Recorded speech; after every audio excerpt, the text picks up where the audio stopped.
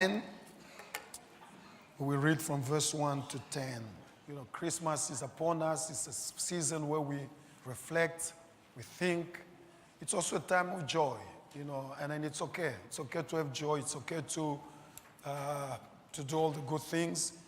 But Christmas was never meant, to be just emotional charge season.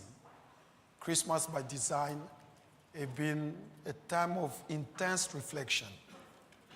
Where are we coming with this movement we call Christianity? Why this new community? What makes us so special? What made Jesus to come in the first place? Who is this Jesus? Extraordinary questions that need real answers.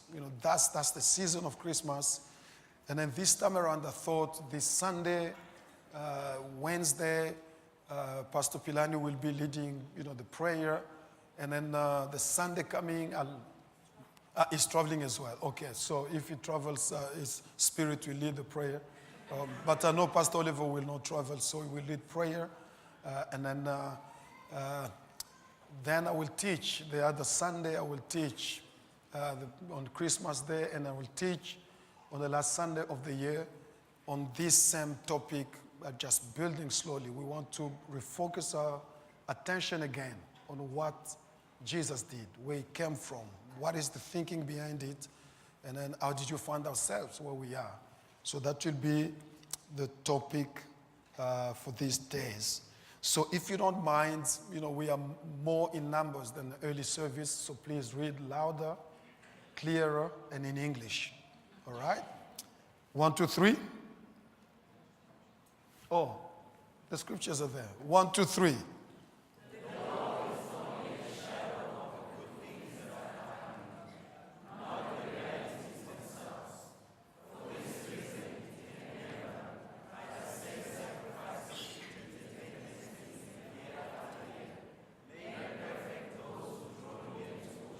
Now, before you go to verse 2, I want you to underscore or put down or write down the word make perfect. Because the issue that you're dealing with today is the imperfection of humankind.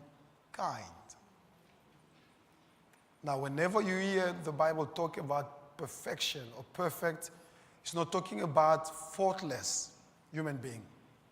But it's talking about people who have reached the level of maturity, highest level of maturity that God have called them in designing humanity.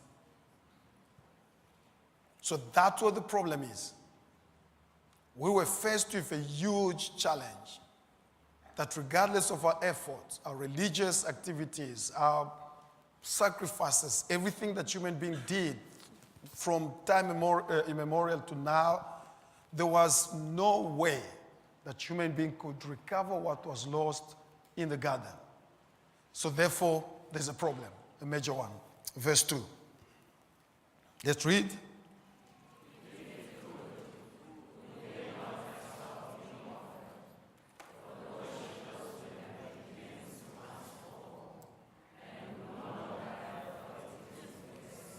Then the writer brings two more problems, that is putting down. The first one is we cannot reach anymore the summit where God have intended for us to function. But 2, there was an issue of impurity, lack of cleanness that sin brought in human society. But 3, the guilt conscience that comes with it. So we're dealing with guilt, we're dealing with uncleanness, we're dealing with lack of perfection. All these are major issues that the writer is raising. Verse 3.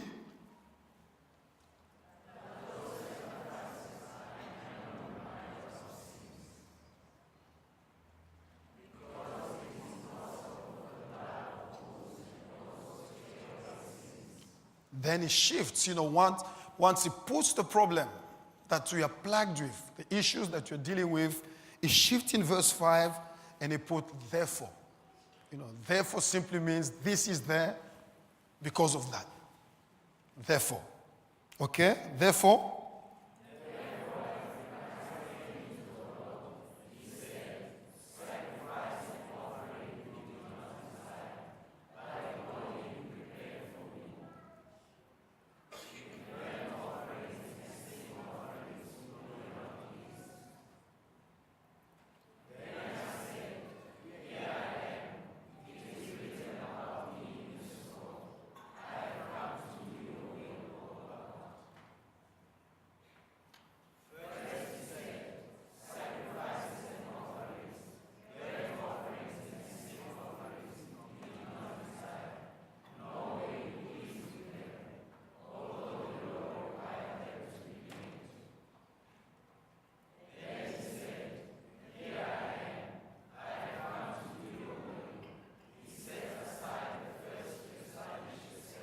Now, before we read the last verse, verse 9 is also a critical verse in our thinking today.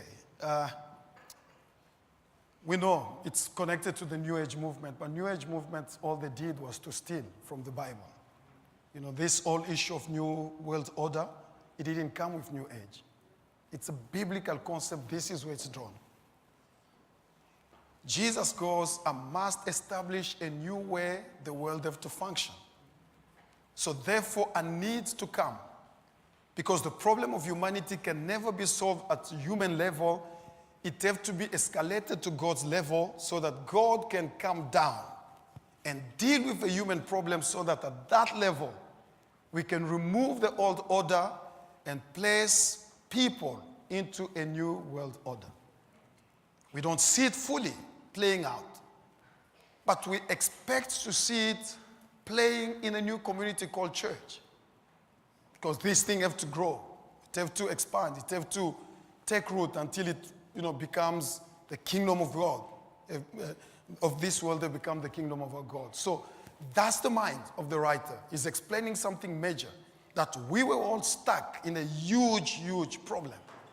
A huge problem of never recovering the level of functionality and position that you've been created to function in and to operate on. 2, because of what we did or what we didn't do, guilt have plagued us. Uncleanness, which sin is called sin, is a big problem that we cannot take ourselves out of. Therefore, God has to think in a meeting of the God, what do we do to solve this problem? Now, I was telling a friend in the early service, passages of scripture like these ones should lead a normal Christian to a huge thanksgiving and worship time. Because God is just way too God. That if he wanted, he could have just wiped out all entire creation and start all over again. He told Moses, listen, I will wipe these people and start a new group of people. So if God could do it with Moses, he could do it with community. But because he loved you and loved me so much that he decided, I'll do all in my power to rescue these people. And then that's the whole conversation now before Christ came in that little manger that you see in our churches, with shepherd and stuff going on and people singing. Jesus didn't come as a baby Jesus. He came as Almighty God in a baby body to save humanity. That's where Christmas begins to make sense. Because if we don't handle Christmas at that level, it's just a party. It's just a time to spend. It's just a time to do crazy stuff. And then when Christmas is finished, we don't change. We expect another Christmas to come. And then, hey, the writer to the Hebrews is going, let's think around this issue deeply.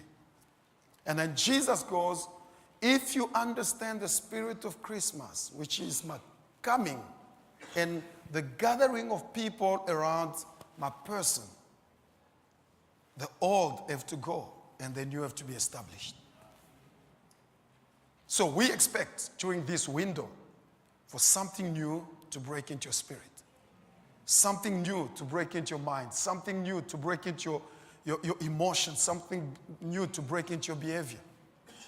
That when it's all is said and done, you have changed completely. And then he comes to verse 10. Would you read it as we finish the reading? 1, 2, 3.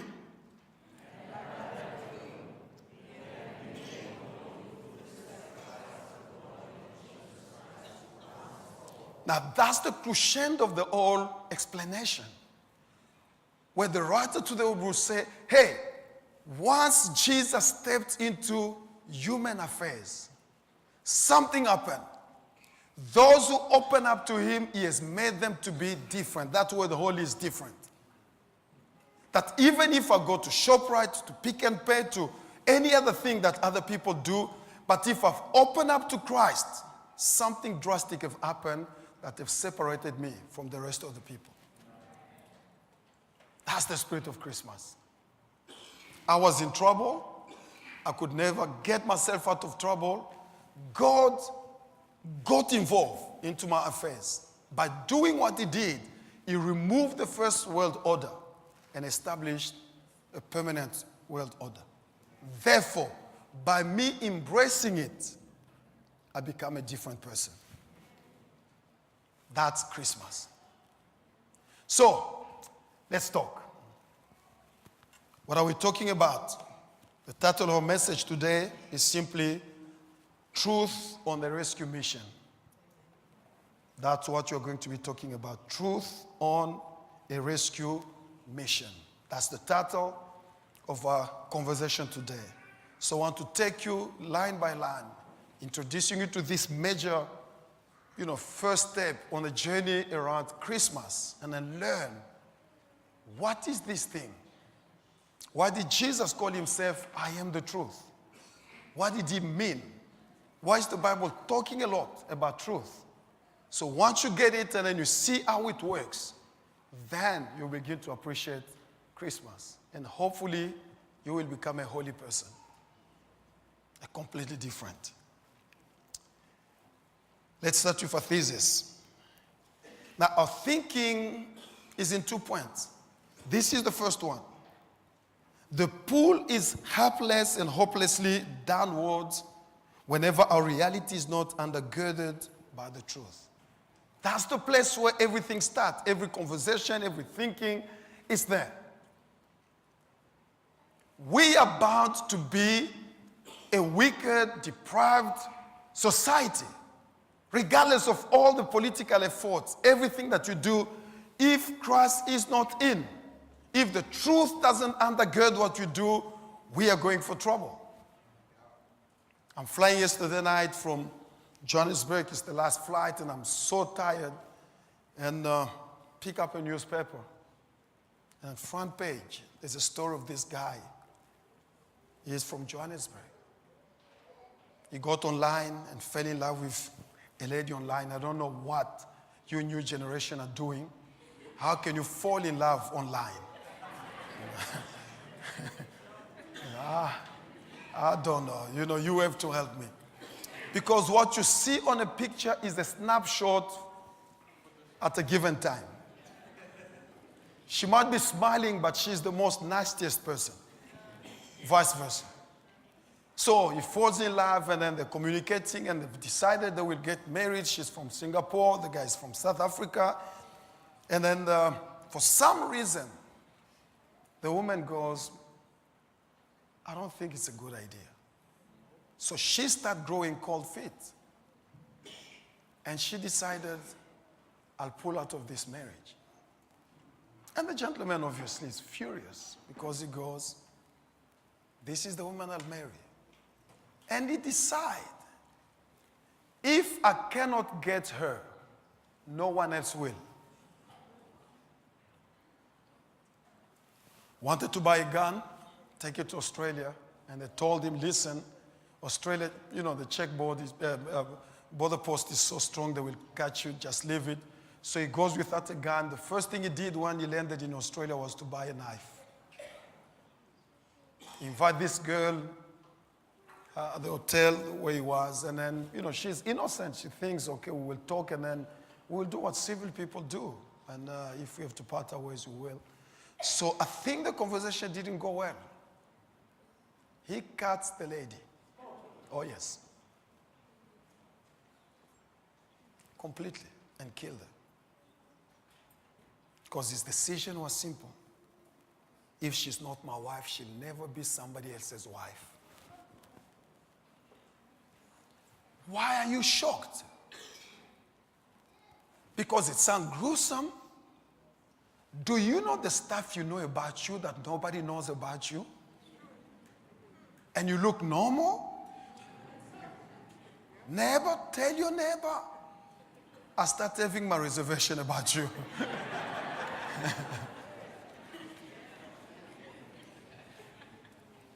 Without the truth, man is bound to auto-destruct.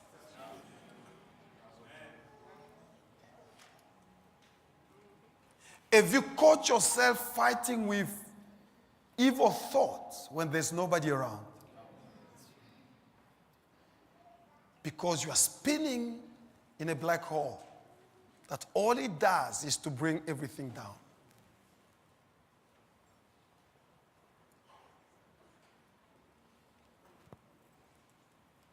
It's a wedding day. People are celebrating. Everyone is happy. And as the bridegroom, the bride rather, is happy and, dancing and in euphoria, only to discover that the man, same day, the day of the wedding, is sending SMSs to the girlfriend, telling her how much he misses her. So you were excited about boyfriend, be careful. Oh, let me try this side. You never know, you never know, you never know. This life is full of surprises. Just on the outskirts of Cape Town, a lady was caught in a yard. She had 28 bodies that she killed, cut and buried all over the yard. But she's a normal girl, going to shop, driving maybe beside you, gymming with you. You never know. Do you think you know more? Can you really trust you? What is the point I'm trying to drive? Without the help of heaven, man is bound to destroy. So putting your hope on politicians, putting your hope on, economy, putting your hope on any other thing is building your castle on sand. It has never worked. It will not work. It will never work in a million years. Because there's something that's happened to humanity that is driving us toward wickedness and evil daily. So the sin in Garden of Eden wasn't a small thing. It was a major one. The second thought that you have to deal with is this. Without God's powerful rescue plan for everyone who would trust him, the human race is doomed. We are in trouble until somebody decides, I will put my trust in what God wants to do for me. That is salvation. Salvation is nothing else than to decide, hey, I'm in trouble, I cannot help myself, things have gone so wrong, I understand that I'm helpless and hopeless, I'm about to do something wrong, therefore I will turn to Almighty God, trust his rescue plan, so that he can take me out of this trouble. That's the spirit of Christmas. We're dealing with something bigger than just a baby in a manger. Think with me. Most of us are already born again. Still we are struggling with issues beyond understanding. I think I told you the little story of a youth pastor in the Texas region who took all the young people from the church, a huge number, booked all resorts and go there for the weekends to pray and revival. And then he thought, last minute, let me pitch the gospel to this guy and preach to him. Maybe he might open up to Christ. So he's pushing and telling him about Christ. And the manager of the hotel started laughing. He goes, listen, before you convert me, convert your youth first. Now he's shocked. So what do you mean? For you to watch pornography at any hotel, it shows. You have to order pornographic material at any given hotel now. He said, ever since this hotel in existence, there's never been a time where people watch pornography like this weekend. Youth on a mission. So if you just play religion, we're making people worse. If you think going to church will change you, it's like going to a garage and you expect to turn into a car. That's not the way life works. We need the real change from inside out. And the only one who can produce it is Almighty God. Truth on a rescue mission. Let's deal with some serious issues. Reality. What is this thing called reality? Because that's where life is played. This is where we interface and begin to understand, okay, this is what the Bible said, this is what's going on, and then what are we learning? So I want to establish a few things. Under that umbrella of reality, number one is the man's triple curse. What happened? What got us into trouble in the first place? Because you will never get it right until you understand how reality plays itself and how truth and reality have to come together. The first curse that man put upon himself is to refuse to acknowledge God. Every time a society refuses to acknowledge God, that society is in free fall.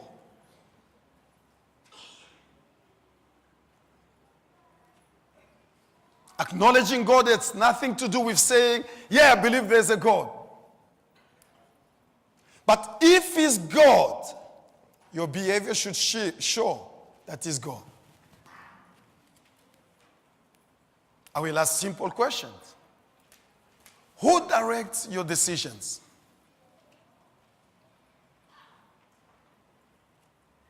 Who moves you to a place where you do certain things or you don't do other things?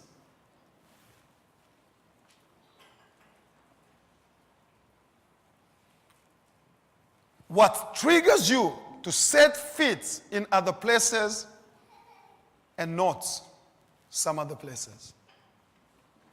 If behind every decision you make, there's not the reality of God, you are also in danger. Because life goes wrong when we don't acknowledge God.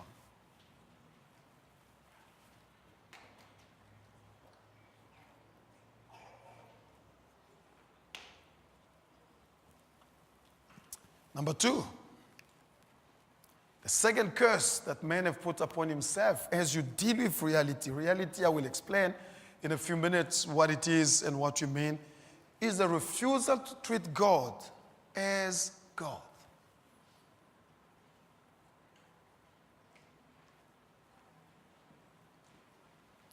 It's easier to say, oh yeah, I acknowledge God. God is there. But now, do you treat Him as God? Let me take it where you are. If God tells you, don't lie, and you know that the only way out is to lie. Oh, let me try. These people never lie. Maybe I've got people who acknowledge that they do lie because these people lie that they never lie. And so, double liars. It's a serious issue. The preaching sounds philosophical, but it's a deep theology. Who makes you make the decision that you're making? And why do you do what you do? Let me push again. If the Lord says forgive, and the person have hurt you, do you acknowledge God and say, Lord, listen, it's tough, but because you say so, I will bend? Remember Peter? We fished all night long, didn't catch anything, but because you say so, I will cast the net. So being a child of God, being a member of a new community, it's more than just singing some songs on Sunday or taking notes on your cell phone or on a paper. It's about deciding, who do I acknowledge as God? Because in that space of dealing with reality, it's a fine line between doing my own things and doing things undergirded by the truth. Hello? Let me push some more. Maybe I will get some supporters on this side. If the Lord tells you that the borrower is a slave to the lender. Would you stop borrowing? Are you still borrowing? Oh my word, oh my word. Sammy, at least you can support me, The church of Christ is the sample of what Christ has done in terms of truth, rescuing reality. This is a community of people who should live happy, peaceful lives. But you know what? The church is full of people who cannot praise, because every time you lift your hand to praise, the bank memory comes to your mind. Tomorrow we're coming. And you go.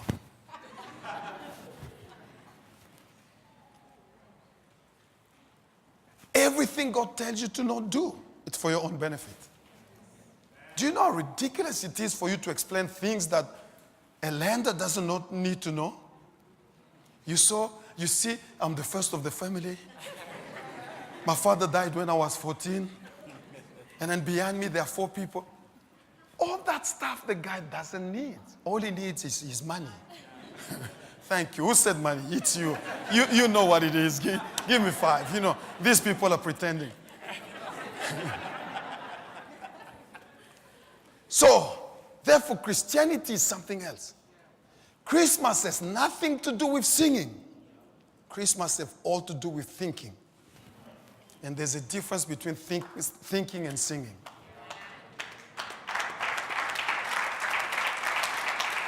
You can sing your lungs out as a slave to this system.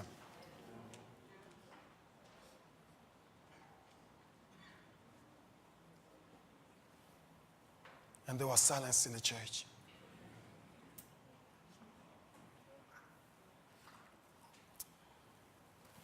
Three, refusal to worship God. This is the problem of humanity. From time immemorial, every time man turned down to acknowledge God as God, to treat him as God, and to worship him as God, man have called trouble on himself.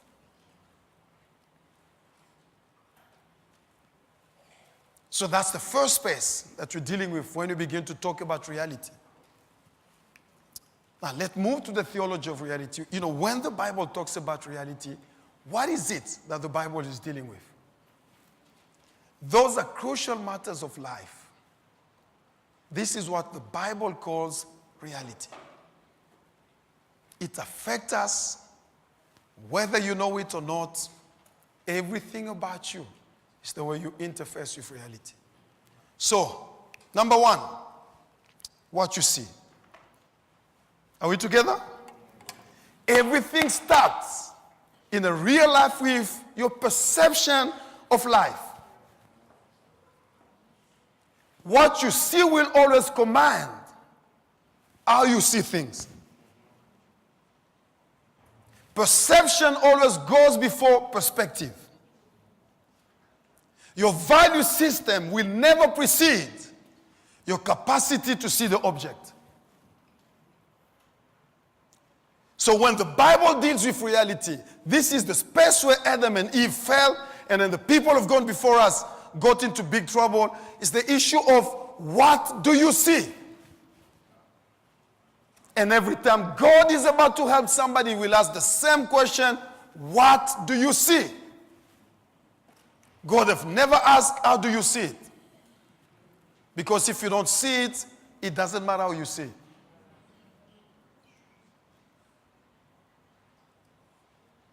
What do you see? Another quick example. Remember Mother Teresa?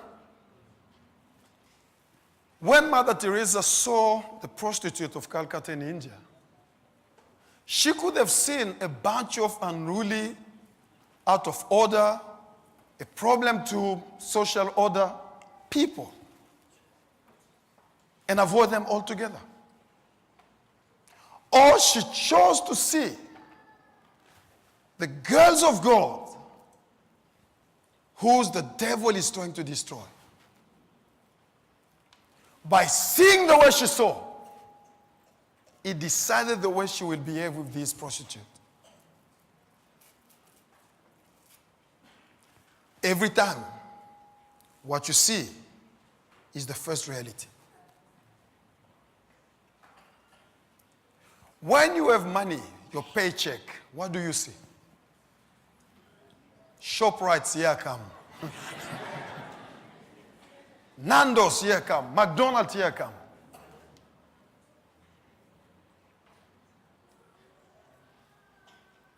Or you see a tool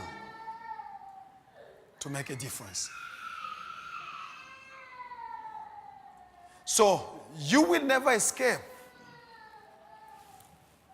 a way of life that is attached, number one, to what you see.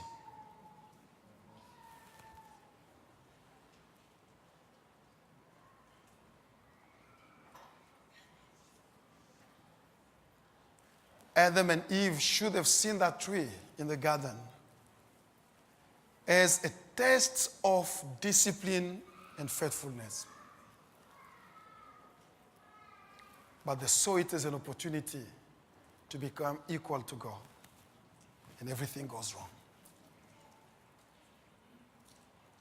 Would you ask your neighbor, what do you see? No, especially if they don't talk to you, say that's where your problem is. Speak to them. You know, what do you see? What do you see? It's everything starts there. Number two, the way you see life and things leads you to a way of thinking what you think. So every time you come across the Bible and they're talking about reality, it's an issue, number one, of seeing, number two, of thinking.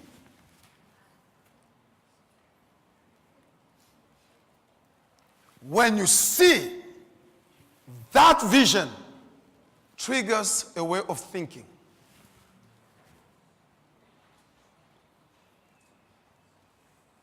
Three, the way you feel, what you feel. Hello? Are we together? This is the movement of life. This is the way God sees reality. And this is where sin have damaged completely human being. It's in a domain where life is lived at the highest level. What we see, what we think, what we feel. Without knowing, you always operate in that order. You will never feel until you think.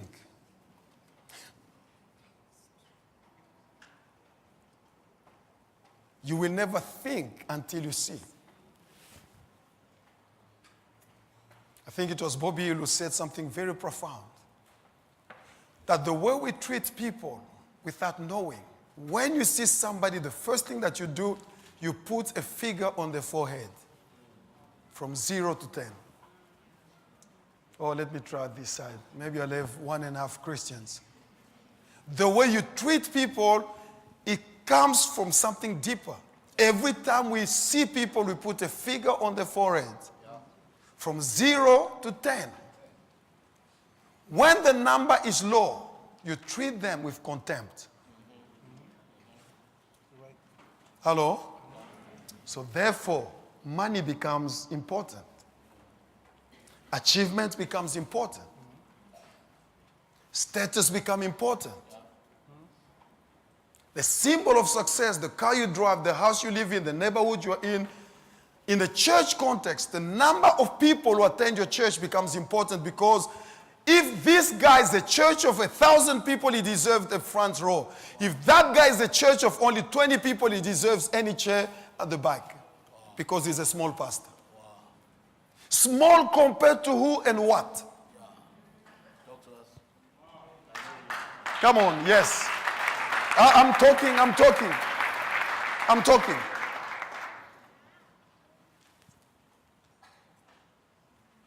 So life is in a mess. We're in trouble. Society will never work. We will never come together. The color of a skin alone divides us in a way that we can never come together. Because the darker the skin, the less intelligent we think. Oh, let me talk. Let me talk maybe to my PA. Maybe she will, out of a job, she will respond. Now, anybody who lived in America, even within the black community, the lighter the skin, the more value you carry. You know that. So pray to God that you're not on this side.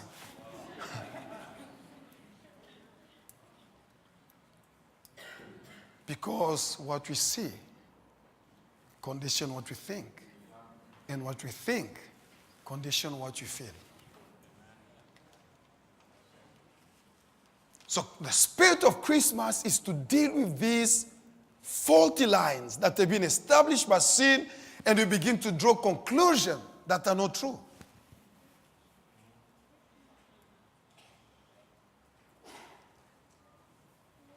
This guy is a doctor in what? Medicine, what? Research, what do you think? Public health. And you're a doctor in what? Health system, public health. And then another younger doctor.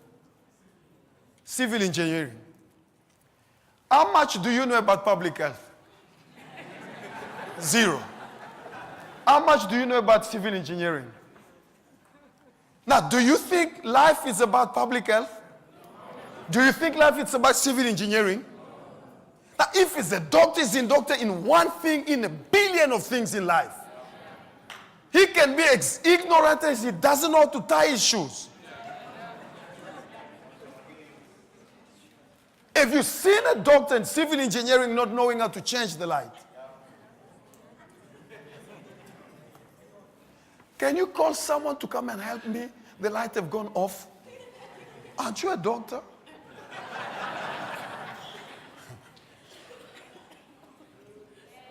So therefore we have castes, division.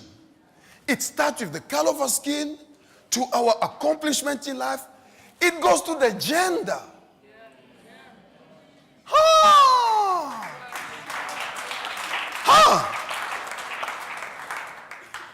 When you see a woman, you think she's inferior. You feel nothing for her. Really. But the last time I checked with science, we have the same number of cells in the brains. God doesn't say, okay, woman minus, man plus. Actually, some women who think and men who don't think. Oh, I knew that this church would be very quiet. But we're preparing Christmas. We cannot have baby in a manger if we don't know where baby in a manger came from.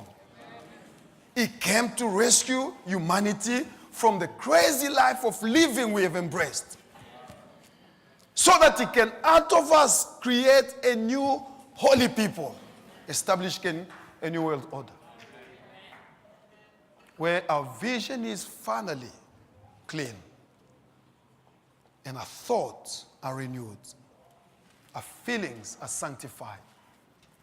So when your feelings are sanctified, the number 4 thing you do, you deal with what you say. You see how it works? So every time you talk about reality theologically, this is what you're dealing with. Reality of life starts with seeing, thinking, feeling, saying. Proverbs says, death and life are under the power of. Here we go. But your tongue cannot say what doesn't fill your heart. Out of the abundance of your heart, your mouth will speak.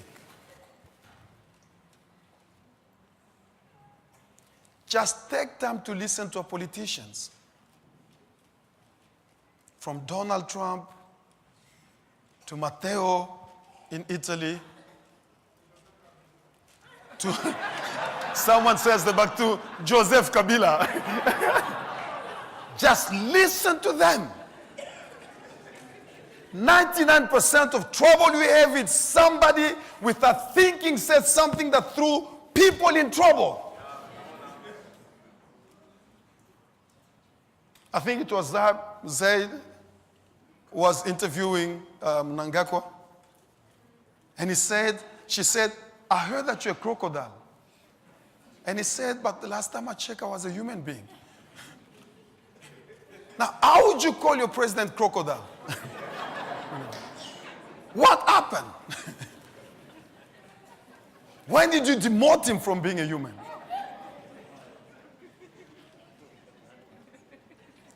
Do you know what makes husband and wife to go 3 days without touching each other? And someone sleeps on the edge of the bed?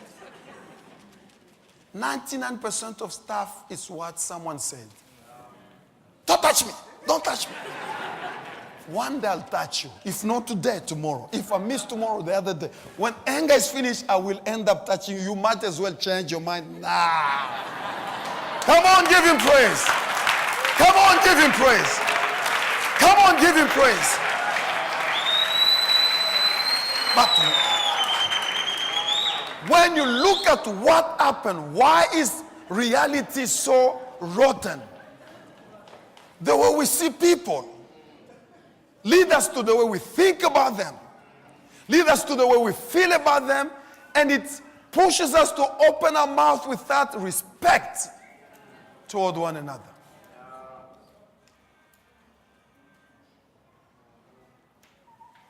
And then finally, reality, biblically, is defined as what we do. So, when the Bible talks about reality of life, these are the 5 things that it's dealing with. Now, where do you think we have a trouble? What we do toward each other. I was in Zambia beginning of the week, and a guy, very, very nice, we're talking, and he goes, Bishop, talk to me, I don't understand. Did you see the, Zambian map? I didn't know where he was taking me. I go, okay, I know the map of Africa, I know Zambia, but I cannot remember how it looks like. And then he draws on the ground. This is how Zambia looks like. And he points to a part that, do you know this part? The Congolese people stole from Zambia. And I'm thinking, I came to preach, not to know who stole what from who. Now, even when that guy is worshiping in church with Congolese,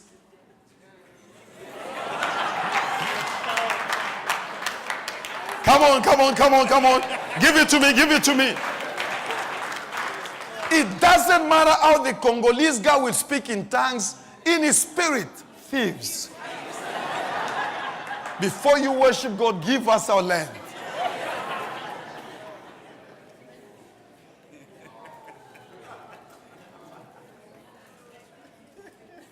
Some of you have never been in touch with any Nigerian person.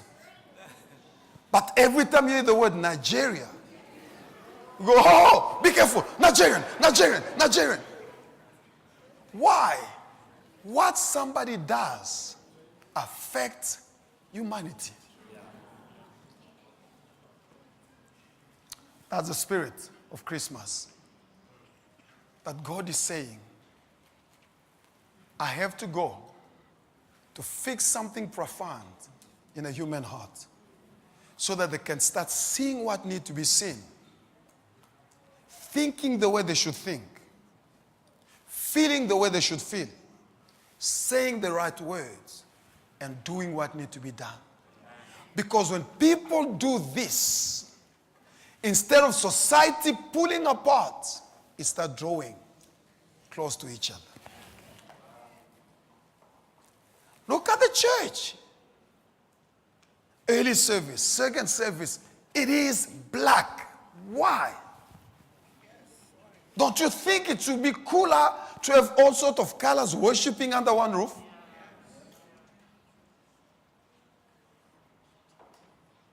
Because you have some issues. Maybe the reason why they're not coming, some of you are praying secretly, Lord, don't bring them here. Send them to, his people or Hillsong, wherever, but not at Ramah.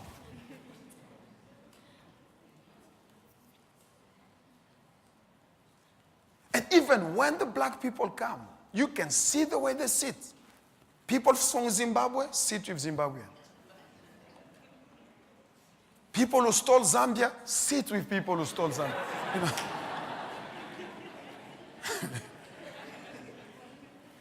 Even within South Africans, the Zulus found a way, even in a church of 2,000 people, found a way of funding each other.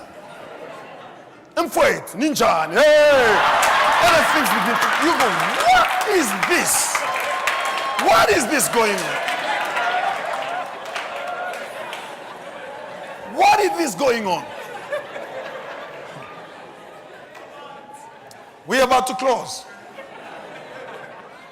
But without you understanding where Christmas is coming from, we will talk the biggest change that God has brought in humanity for something trivial, where we just come and sing and put a picture of a little baby here and some trees with fake gifts. The church lies on Christmas Day. Those boxes you see, there's nothing. We're lying to each other. Now this time around, if you put the real stuff.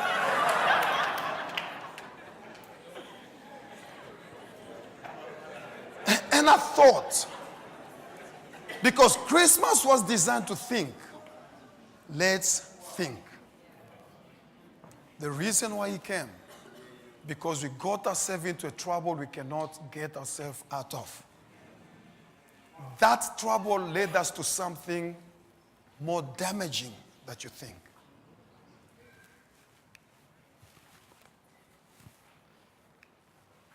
The first damage of missing God, our intelligence got confused. We can talk for ages. We don't know where we're coming from, where we're going. It's just, we're there.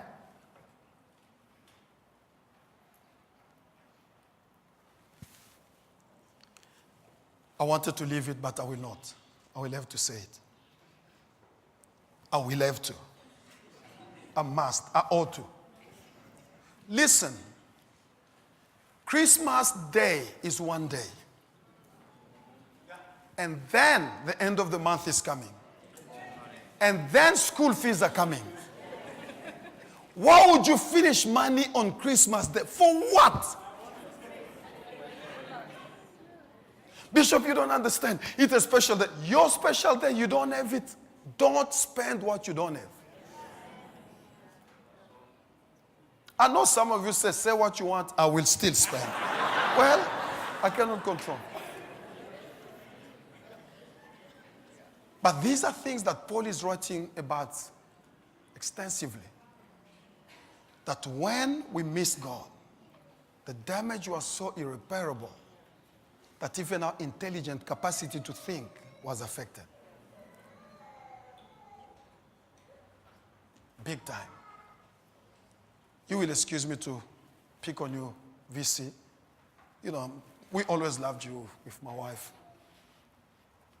But the move on Thursday, that was heavy. To reduce the expenses of your robing so that the people who didn't graduate in 2015, 2016, 2017 could graduate, that made it for me. That made it for me. And I told her, my wife, we are dealing with the real Christian. I think Manda was sitting next to me. Yeah, I told you too, that she might not be preaching the gospel on this campus, but her life is the gospel. 100 people rescued for one gesture of a person who said, I can go without. Now, this is the shock. Show you there. Even the little food that you have given, every food stayed behind. People don't eat. We want to exchange card. You know, I'm around guys. Yeah. Can you give me your card? And so you give first. I'll call you. How it works.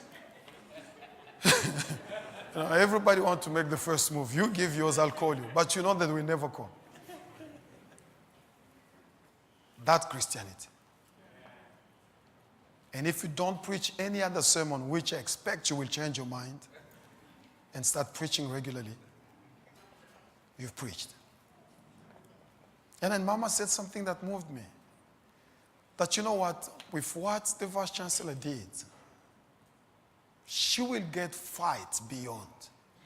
Because many people will never stomach that it will be like a personal attack. And I thought we need to pray. Because society, the way it goes, people don't want people to do good.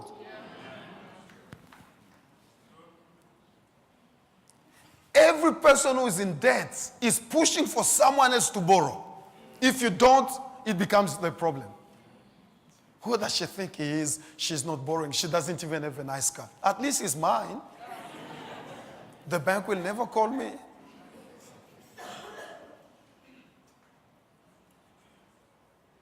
The young man was driving me from Venda. I said, Dad, pray for the young people. We're in trouble. We drive the bank car. We sit on the bank's sofa. We sleep on the bank's bed. We eat from cutlery from the bank. Even our underwears are bank underwears. Nothing belongs to us because you want to impress someone who doesn't even know we do exist. And I thought it's a cry of someone who is desperate. Well, we don't have time to finish. Let me give to people. The second thing is ignorance. The third thing is indulgence. And the fourth, impenitence. These are things that you will see the damage that have been created that can never be repaired. Man is deficient. We can do our best, but we will never be able to get out of this. And then we move to our insufficiency. What is it? We are unable to cure that sin problem because at the root of it is sin. And number two, we can never secure access to God. Because without accessing God, we are doomed. So those are stories that I thought I should share with you as we prepare for Christmas. Now you ask me a simple question. How does Jesus play in all this? Why are we here today? To raise a series of issues? No. This is what we came to do. To show you how truth can undergird your reality. What is truth? Remember the question? It was a huge question that was asked by Pilate to Jesus. And Jesus never responded. Because what is truth is the wrong question. The right question is, who is truth? Truth is not a what. Truth is who. Jesus said, when I came as truth and grace to empower you. John 1. Jesus said in John 8, you shall know the truth, and the truth shall set you free. People didn't get it. He said in the same chapter verse 36, if the Son of God set you free, you shall be free indeed. I am the truth.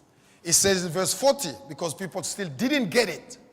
Before Abraham was, I am. That was a heavy theology. What is Jesus referring to? Exodus chapter 3. When Moses asked a question to go report to slaves. If they ask me, who is this God? What should I tell them? Tell them, I am. Only I am can get us out of slavery. And Jesus said, I am the way, the truth, and the life. Truth, therefore, let's try and. So truth, therefore, is the standard by which reality is acknowledged and interpreted. I can never understand what I see, what I think, what I feel, what I say, and what I do, apart from truth. Do you know that this kilometer does exist? Do you know that centimeter does exist? But this measure of length becomes meaningless if there is no reference length. Without meter, kilometer and centimeter doesn't make sense. How am I going to know if there's no reference? Without kilogram, gram doesn't make sense, and other measure of weight. Without truth, reality is meaningless. What do you mean to say, Bishop, as you conclude? If you tell me it's okay because you were born the way you are born to do what you're doing, could be homosexuality or anything. Well, it's okay if I was born with a tendency of being a serial killer to kill.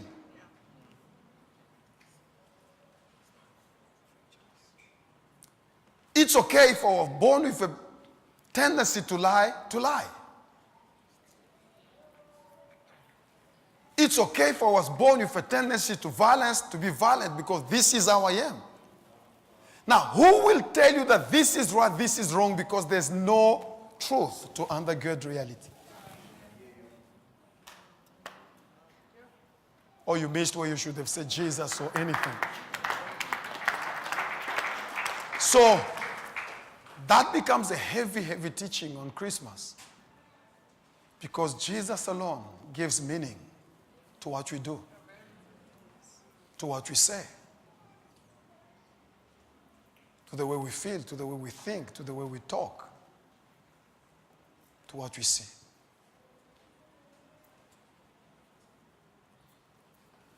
What is my response then, Bishop? Your response should be at 3 levels. 1, come to God. Come to God. Don't come to church. Don't come to a praise and worship team. Don't come to a deacon gathering. Come to God. Make God the object you are pursuing. 2, trust in God. Put your confidence in God. If I cannot help myself, and only God can help me, therefore, I leave it to Him. But finally, 3, commit to the Lord. Let's give it all to God. So next time when you pray around Christmas, pray that the Lord will undertake to help our nation, our continent, our world. Pray that the Lord will do something about things that we cannot do so that we can pull together. That even when I look at the map of Zambia, I will not see thieves in our church. I will see brothers and sisters who don't even know how Congo looks like